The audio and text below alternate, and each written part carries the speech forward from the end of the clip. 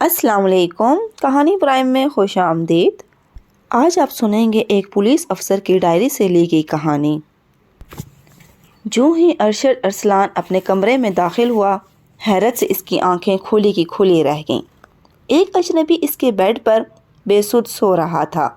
اس کا پرانا لباس اور بے ترتیب حلیہ دیکھ کر اندازہ ہوتا تھا کہ وہ بہت دور سے آیا ہے اور بہت تھکا ہوا ہے۔ ارشد ارسلان کچھ دیر تک تو حیرت میں رہا، پھر اس کی حیرت پریشانی اور غصے میں بدل گئی۔ عبدالغفور، فضل، کہاں مر گئے ہو تم؟ اس نے کمرے کے دروازے سے جھانکا اور چلایا۔ ارشد ارسلان شہر کے امیر ترین آدمیوں میں سے ایک تھا۔ وہ کئی فیکٹریوں کا مالک تھا، دولت کی ریل پیل تھی۔ وہ ایک محل نما مکان میں رہتا تھا۔ سارا دن کاروباری مصروفیات میں گزرا۔ رات کسی دوست کے گھر دعوت تھی۔ جب وہ اپنے گھر واپس پہنچا تو بہت دیر ہو چکی تھی، لیکن بیڈ روم کا منظر دیکھ کر تو ارسلان کا دماغ ہی گھوم گیا۔ راہداری میں دوڑتے قدموں کی آواز سنائی دی۔ ایک لمحے بعد دونوں ملازم ارشد ارسلان کے سامنے کھڑے تھے۔ یہ کون ہے اور میرے کمرے کے اندر کیسے پہنچا؟ اس نے دہاڑتے ہوئے اپنے بیڈ کی طرف اشارہ کیا۔ دونوں ملازم حیران اور پریشان تھے۔ فضل اس گھر کا پرانا نمک خوار تھا۔ اس نے ہکلاتے ہوئے کہا، سرکار، ہمیں بالکل پتہ نہیں۔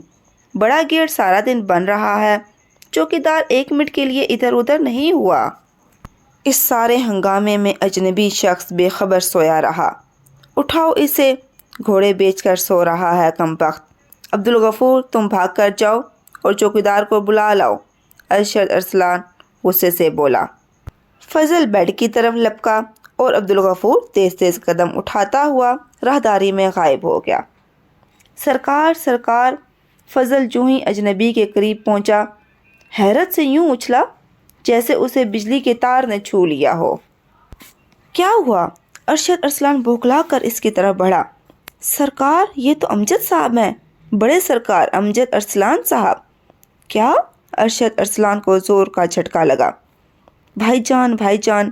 وہ سوئے ہوئے شخص پر جھک گیا اور اسے بازو سے پکڑ کر جھنجھوڑنے لگا۔ امجد ارسلان نے آنکھیں کھولی اور اپنے چھوٹے بھائی سے لپٹ گیا۔ اتنی دیر میں عبدالغفور اور چوکیدار بھی کمرے میں آ چکے تھے۔ سب حیرت اور خوشی سے امجد ارسلان کی طرف دیکھ رہے تھے۔ بھائی جان، آپ کہاں رہ گئے تھے؟ آپ کی تلاش میں ہم نے زمین و آسمان ایک کر دیے۔ ارشد ارسلان کی آواز جذبات سے بھرا گئی۔ دونوں بھائیوں کی محبت مثالی تھی۔ ان کے والد ایک معمولی تاجر تھے۔ امجد ارسلان نے اپنی محنت اور قابلیت سے ایک چھوٹے سے کاروبار کو اتنی ترقی دی کہ اس کا شمار شہر کے سب سے دولت مند کاروباری لوگوں میں ہونے لگا۔ ابھی تک دونوں بھائیوں کی شادی نہیں ہوئی تھی اور وہ ایک ہی گھر میں رہتے تھے۔ 3 ماہ پہلے امجد ارسلان اور ارشد ارسلان سیر و تفریح کے لیے پہاڑی علاقوں کی طرف نکلے۔ ان کا قیام ایک ریسٹ ہاؤس میں تھا جو شہر سے دور ایک سرسبز پہاڑی کی بلندی پر واقع تھا۔ اپنے ڈرائیور کے ساتھ وہ پرانے ملازم فضل کو بھی لے گئے تھے۔ ایک شام امجد ارسلان سیر کے لیے باہر نکلا۔ وہ اکیلا ہی تھا۔ ارشد ارسلان کی طبیعت ٹھیک نہیں تھی اور وہ ریسٹ ہاؤس میں آرام کر رہا تھا۔ شام کے بعد رات ہو گئی لیکن امجد ارسلان واپس نہیں آیا۔ اب تو ارشد کو بہت پریشانی ہوئی۔ ڈرائیور اور بابا فضل کو ساتھ لے کر وہ باہر نکل کھڑا ہوا۔ ریسٹ ہاؤس کا عملہ بھی ان کے ساتھ مل کر تلاش کرتا رہا لیکن کچھ پتہ نہ چلا۔ اگلی صبح پولیس اسٹیشن میں رپورٹ بھی درج کرا دی گئی۔ وہ 1 ہفتہ وہاں ٹھہرے لیکن امجد ارسلان کو نہ ڈھونڈ سکے۔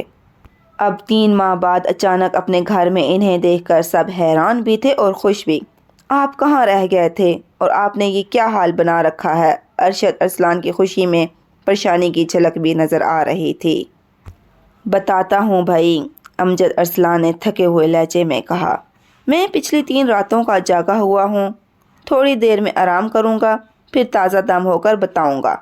بس اتنا بتا دیتا ہوں کہ اس شام سیر کرتے کرتے میں کافی دور نکل گیا تھا۔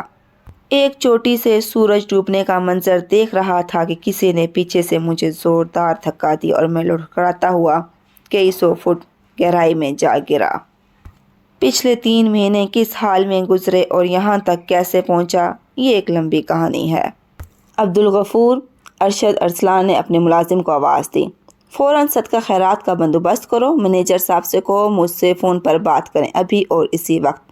امجد ارسلان نے پیار بھری نظروں سے اپنے بھائی کی طرف دیکھا اور آنکھیں بند کر کے لیٹ گیا۔ پتہ نہیں رات کا کون سا پہر تھا جب امجد ارسلان کی آنکھ کھلی۔ پہلے تو اسے یاد ہی نہیں آیا کہ وہ کہاں موجود ہے۔ پھر جب اس نے خود کو اپنے گھر پایا تو اس کے ہونٹوں پر مسکراہٹ پھیل گئی۔ اللہ تیرا شکر ہے، اس نے بے سختہ کہا۔ راہداری میں سے کسی کی آواز آ رہی تھی۔ امجد ارسلان بستر سے اٹھا اور دبے پاؤں دروازے کی طرف بڑھا۔ اس نے تھوڑا سا دروازہ کھول کر جھانکا۔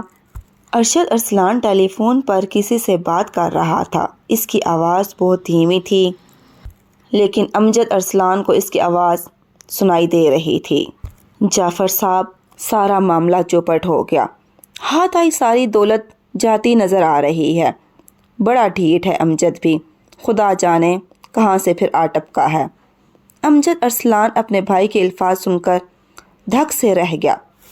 ارشد ارسلان کچھ دیر فون پر جعفر کی بات سنتا رہا۔ جعفر ان کے مینیجر کا نام تھا۔ جعفر صاحب، ارشد ارسلان دوبارہ بولا، میں نے تو اپنی طبیعت خراب ہونے کا ڈرامہ بڑی ہوشیاری سے رچایا تھا، اس کا تعاقب بھی بڑی رازداری سے کیا تھا اور دھکا بھی ایسی جگہ دیا تھا کہ ہاتھی بھی گر جائے تو زندہ نہ بچے، لیکن اپنی قسمت ہی بری ہے۔ اس سے زیادہ سننے کا امجد ارسلان میں حوصلہ نہیں تھا۔ وہ واپس کمرے کے اندر آ گیا۔ یہ اس کا اپنا بیڈ روم تھا جس پر اب ارشد ارسلان نے قبضہ جما رکھا تھا۔ اس کے کان ابھی تک سائیں سائیں کر رہے تھے۔ کیا دولت کے لالچ میں کوئی اتنا اندھا بھی ہو سکتا ہے؟ اسے پہاڑی سے اپنا گرنا، زخمی ہونا، سادہ دل دیہاتیوں کا مہمان رہنا اور پھر بہت سی تکلیفیں اٹھا کر شہر پہنچنا یاد آ رہا تھا۔ اس نے جان بوجھ کر اپنے بھائی سے ٹیلی فون پر رابطہ نہیں کیا تھا تاکہ اچانک اس کے سامنے آ کر اسے حیران کر دے۔ کچھ دیر تک امجد ارسلان تاریکی میں بستر پر بیٹھا گہری سوچ میں گم رہا۔ پھر اس نے جیسے کوئی بڑا فیصلہ کر لیا۔ وہ اپنی جگہ سے اٹھا اور کمرے میں نصب خفیہ تجوری کی طرف بڑھا۔ اگلے دن جب سورج کافی اوپر آ گیا اور امجد ارسلان کمرے سے باہر نہیں آئے تو ارشد ارسلان نے فضل کو اسے بلانے کے لیے بھیجا۔ سرکار، کمرہ خالی ہے، امجد صاحب وہاں نہیں ہیں۔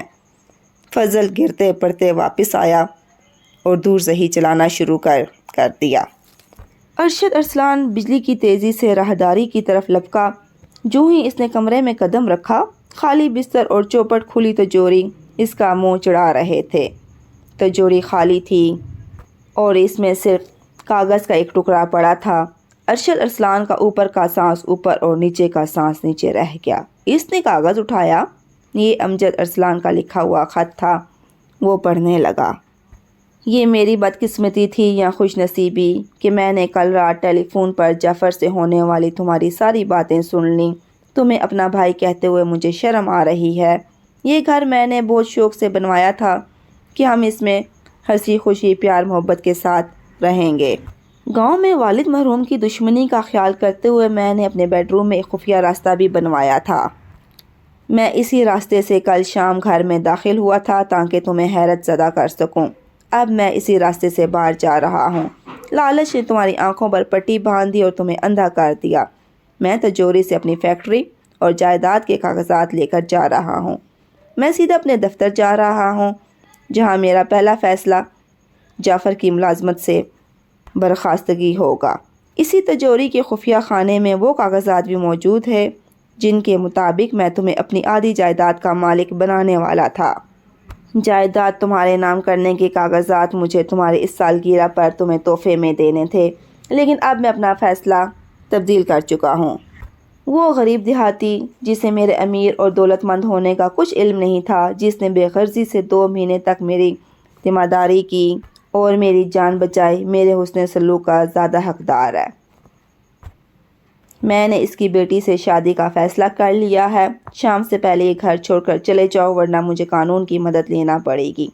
اس مرحلے پر قانون کو تمہارے کرتوتوں کا جتنا کم پتہ چلے تمہارے حق میں اتنا ہی اچھا ہے۔ اب میرے کاروبار اور میری زندگی سے تمہارا کوئی تعلق نہیں۔ جس سے ایک دم زندگی کی ہر خوشی چھن گئی ہے۔ وہ دل پکڑ کر زمین پر بیٹھ گیا۔ کیا ہوا سرکار؟ بابا فضل نے اسے اس حال میں دیکھ کر پریشان ہو کر کہا۔ کچھ نہیں، جو میں نے کانٹے بوئے تھے اب ساری زندگی ان کے زخم اٹھاؤں گا۔ کانٹے سنہری بھی ہوں تو وہ کانٹے ہی ہوتے ہیں۔